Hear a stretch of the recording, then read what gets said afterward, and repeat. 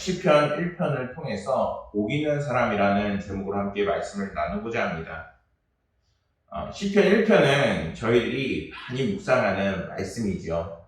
정말 성경 하면은 이 시편 1편을 결코 벗어날 수가 없습니다. 참 은혜가 되고 이 말씀을 묵상할 때 정말 그리스도인들에게 힘과 능력이 되는 말씀이지 않나 생각을 해보게 됩니다. 이번 한 주를 보내면서 이제 어떻게 말씀을 증거할까 고민을 하다 보니까 이제 주일 다음 날부터가 바로 한가위예요. 그러니까 한가위가 참 풍성했으면 좋겠고 또한 그 가운데 하나님이 주시는 은혜와 복이 참 넘쳤으면 좋겠다 이런 기대감과 또 소망이 막 깃들게 되더라는 것이죠. 그런데 이렇게 그런 마음과 다르게 현실을 받아들이니까 좀 되게 안타까운 것 같았어요. 어땠냐면은 한가위 분위기를 좀 조사를 해봤어요. 한가위 분위기를 조사해보니까 이번 한가위 때 코로나 예상 확진자가 2,000명이 넘을 거다 이렇게 뉴스가 떴더라고요. 근데 그것도 되게 축소된 거예요.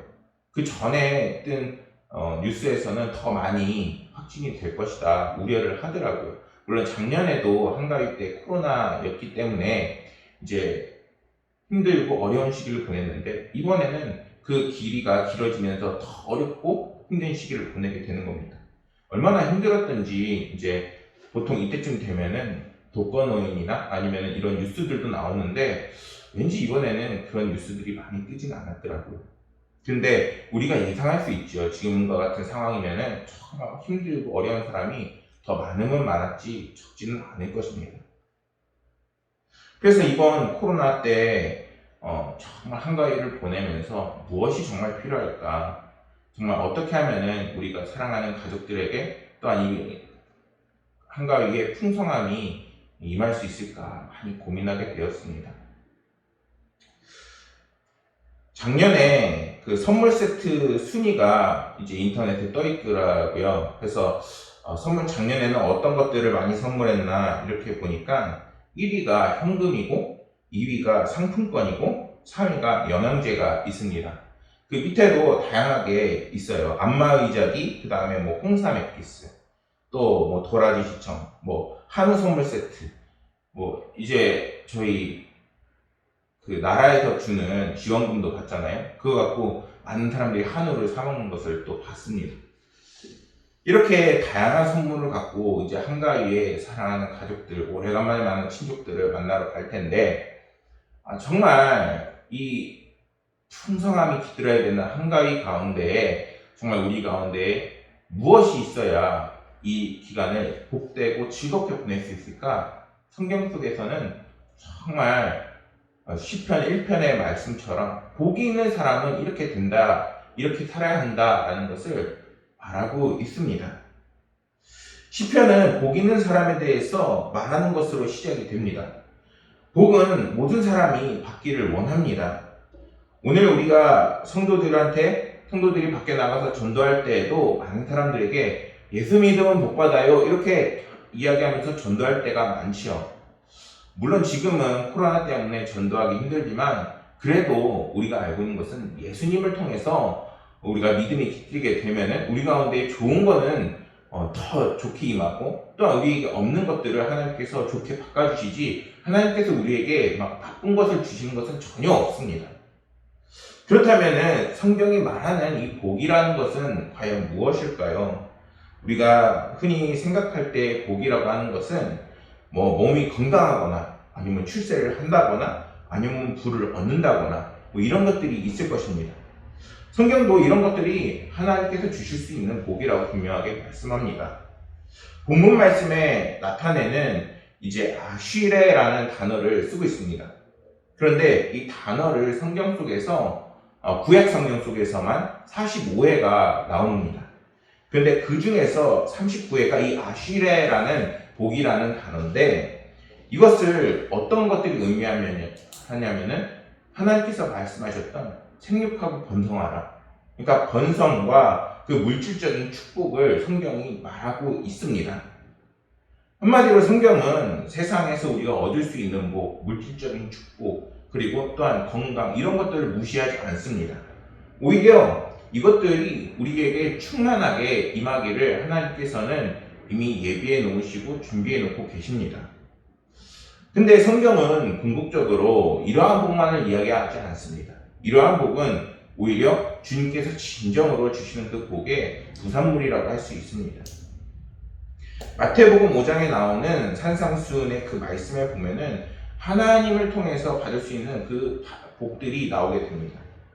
소위 팔복이라고 부르는 건데 그것들을 다 말할 수는 없지만 간략간략하게 나눠보면은 심령이 가난한 것, 애통하는 것, 온유한 것, 의에 줄이고 목마른 것, 긍휼히 여기는 것, 마음이 청결한 것, 화평케 하는 것, 그리고 의를 위하여 핍박을 받는 8가지가 있습니다. 이렇게 볼 때 주님이 말씀하신 복은 우리가 생각하는 뭔가 몸이 건강하고 또한 뭔가 물질이 충만한 것과는 좀 다릅니다.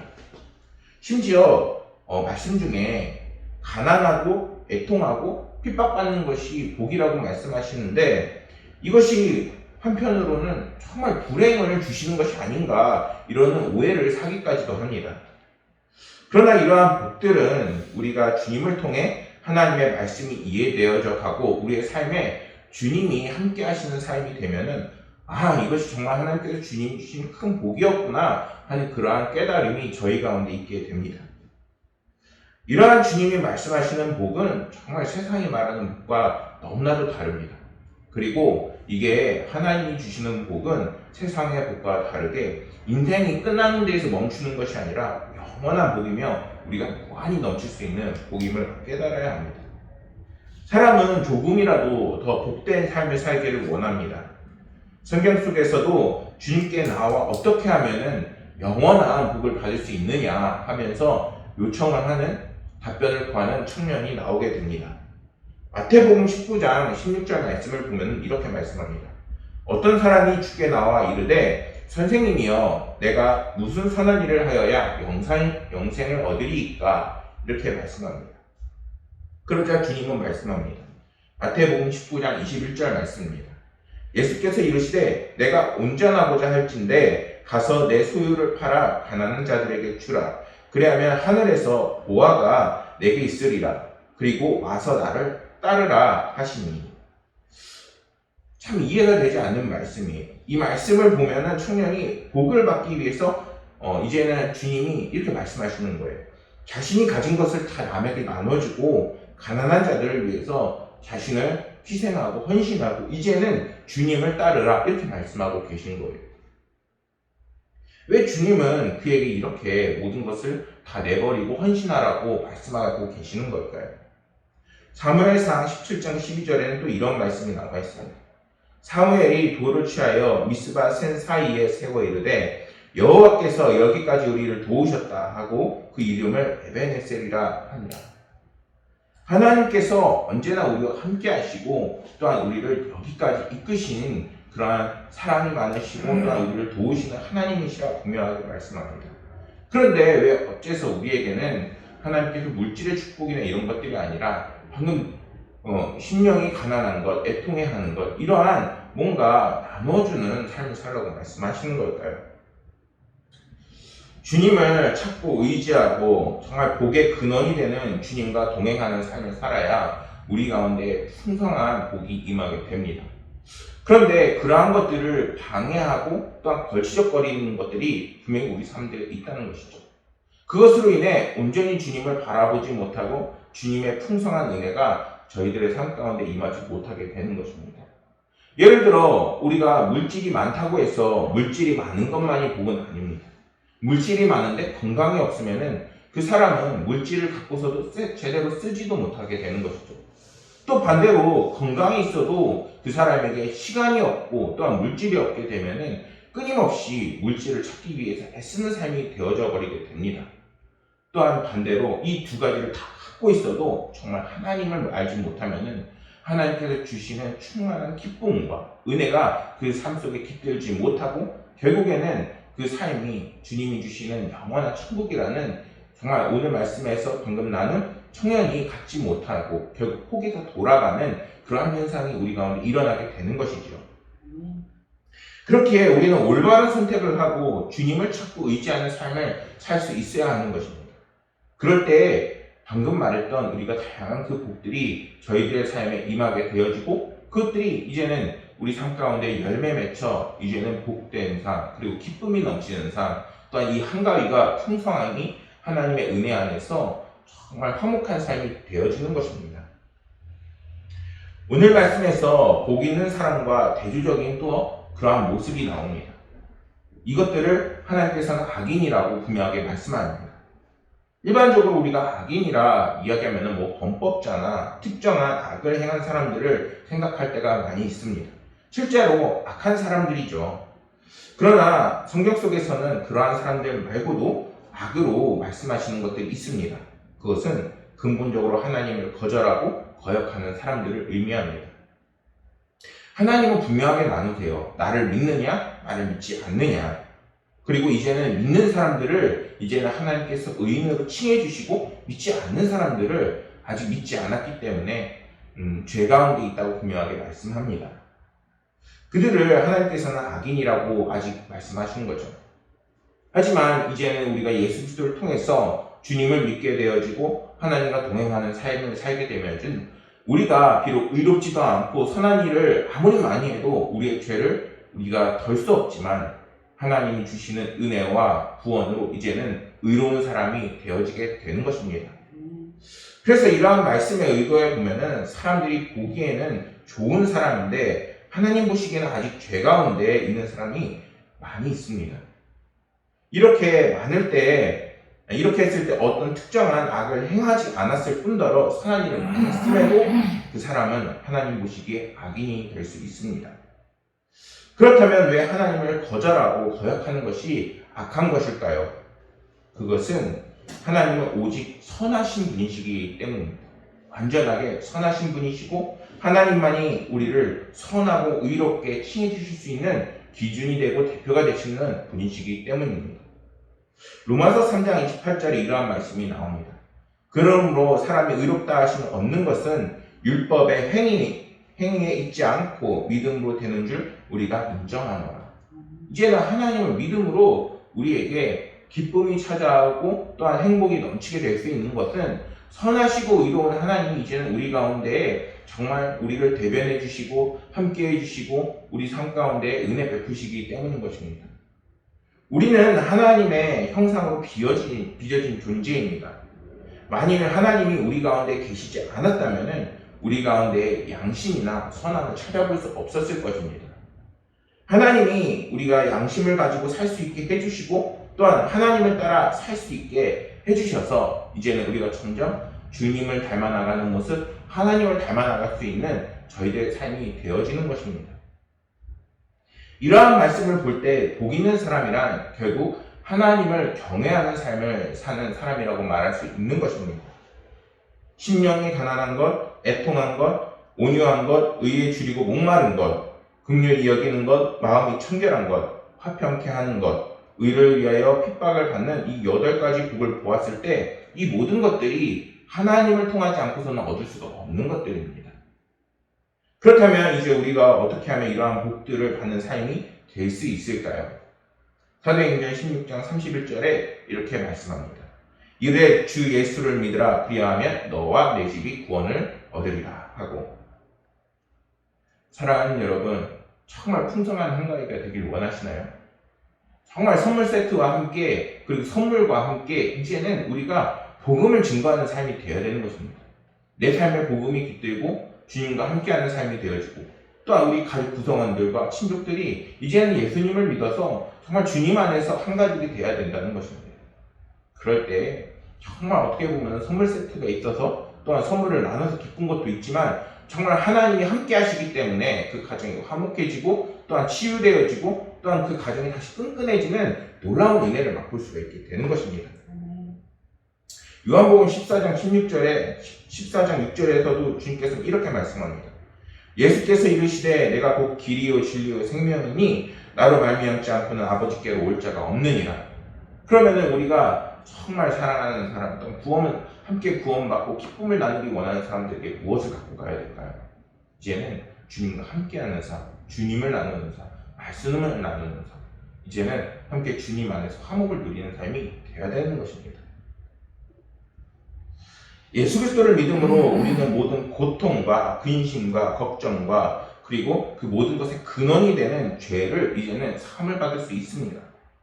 그리고 주님이 주시는 영생으로 이제 우리 인생의 최대 문제인 이제 죽음의 문제까지도 이제는 우리는 이겨낼 수 있습니다. 주님은 우리의 부족함을 채우시고 우리의 실수와 잘못된 것 가지고 이제는 합력하여 선을 이루시는 분이십니다. 우리가 살면서 얼마나 실수를 많이 저지르고 또한 어려움을 많이 겪습니까? 그런데 주님께서는 그 모든 것들을 이제는 우리와 함께 하시며 이제 합력하여 선을 이루는 길로 자꾸 이끄십니다. 그렇게 이번 한가위나 풍성하고 즐거운 한가위 속에서도 주님과 함께하는 한가위가 되면은 정말 그 가운데 분쟁이나 그리고 아픔이나 이런 고생이나 이런 것들을 나눔에 있어서도 서로를 배려하고 사랑이 넘치는 그런 표현이 나올 수밖에 없게 되는 것이죠. 추석만 되면은 싸우는 가정들이 덜어있고 너무나도 많이 있습니다.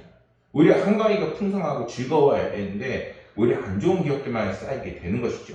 왜 그러는 걸까요? 그거는 내 가운데 정말 주님께서 함께 하시지 못하고 있는 상황이기 때문인 것입니다. 그러나 성경은 말씀합니다. 고린도전서 1장 18절 말씀을 보면은 십자가의 도가 멸망한 자들에게는 미련한 것이요 구원을 받는 자에게는 하나님의 능력이라. 다른 사람들은, 세상 사람들은 하나님을 믿는 것이 정말 하찮게 보이고 의미 없어 보일 수가 있어요. 하지만 우리가 정말 주님이 우리의 구원자 되시고 또한 우리의 길을 인도하시는 분이심을 믿고 이제는 그것을 가지고 우리가 모든 시간을 보낼 때 이제 하나님께서는 그것을 통해서 우리에게 능력을 베푸시고 또한 이 상황을 이겨낼 수 있는 놀라운 기적의 역사를 이뤄가신다는 것입니다. 에베소서 2장 8절에서는 또 이렇게 말씀합니다. 너희는 그 은혜에 의하여 믿음으로 말미암아 구원을 받았으니 이것은 너희에게 난 것이 아니요 하나님의 선물이라. 우리가 주님을 믿고 나아갈 때 정말 하나님의 놀라우신 은혜가 저희들의 삶에 펼쳐지게 되는데 또한 그것을 믿을 수 있는 그 믿음조차도 이제 하나님께서 주신다고 말씀합니다. 그렇게 주님을 믿고 이제 주님과 함께하는 풍성한 한가위가 되는 것은 너무나도 쉽고 간단한 이야기입니다. 이제는 우리가 중요한 것은 주님 안에서 우리가 함께 주님과 동행하는 삶을 살고 있는 것. 또한 가기 전에 정말 내가 집에 가서 또한 고향에 가서 이제는 주님을 증거할 수 있는 자세가 되어 있는가. 그것부터 우리가 지금 점검해야 하는 것입니다.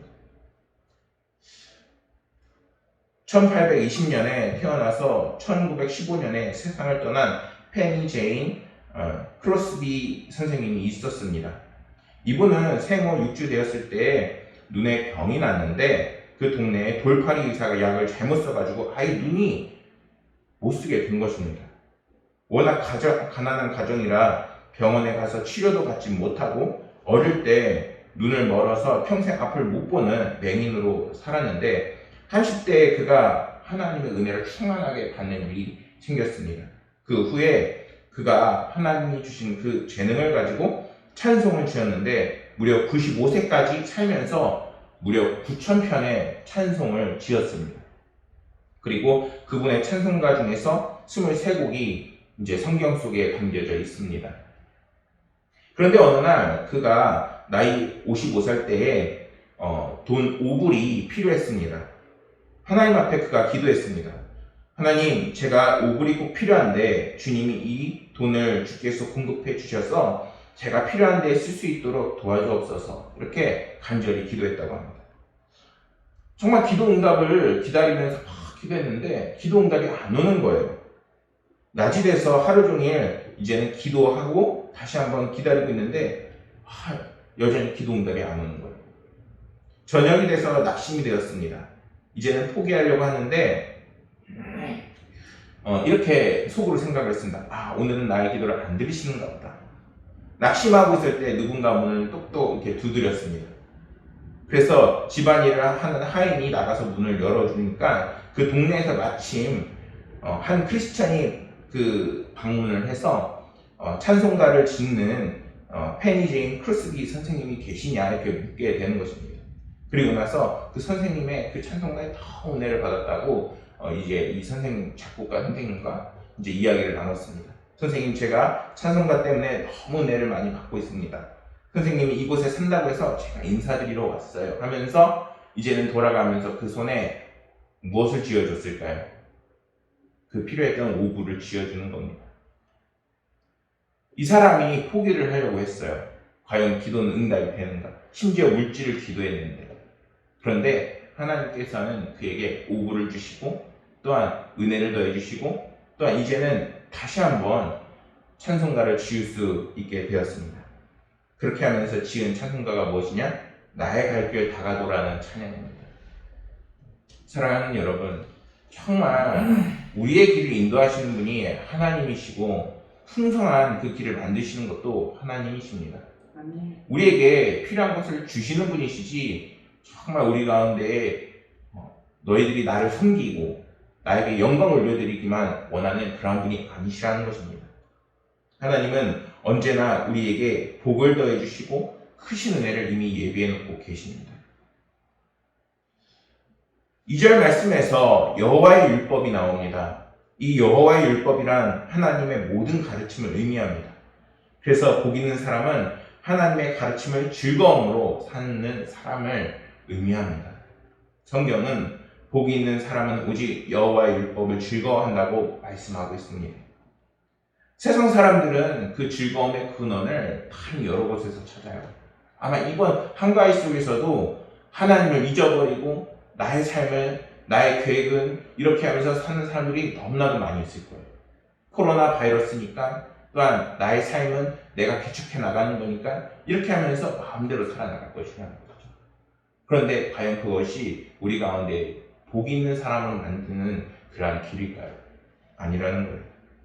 복 있는 사람은 이제는 하나님의 그 말씀과 그 주시는 깨달음으로 이제는 즐거움을 얻게 되는 것입니다. 그렇기 때문에 더욱더 성경을 사랑하게 되어주시는 것이고 믿음을 굳건하게 해야 되는 것이고 또한 그 속에서 자유함과 은혜가 있음을 깨달아야 하는 것입니다. 사랑하는 성도 여러분, 정말 이번 풍성한 한가위가 되기를 간절히 소망합니다.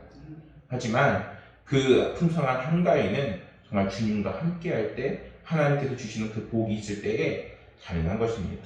이번 한가위가 정말 주님과 함께 하시고 그 믿음을 굳건히 하시고 또한 하나님의 주시는 말씀과 깨달음이 정말 여러분들 삶 가운데 풍성히 넘쳐서 이번 한가위가 주님 안에서 하나님 안에서 기쁨과 즐거움이 넘치는 한가위가 되시기를 간절히 소망하겠습니다.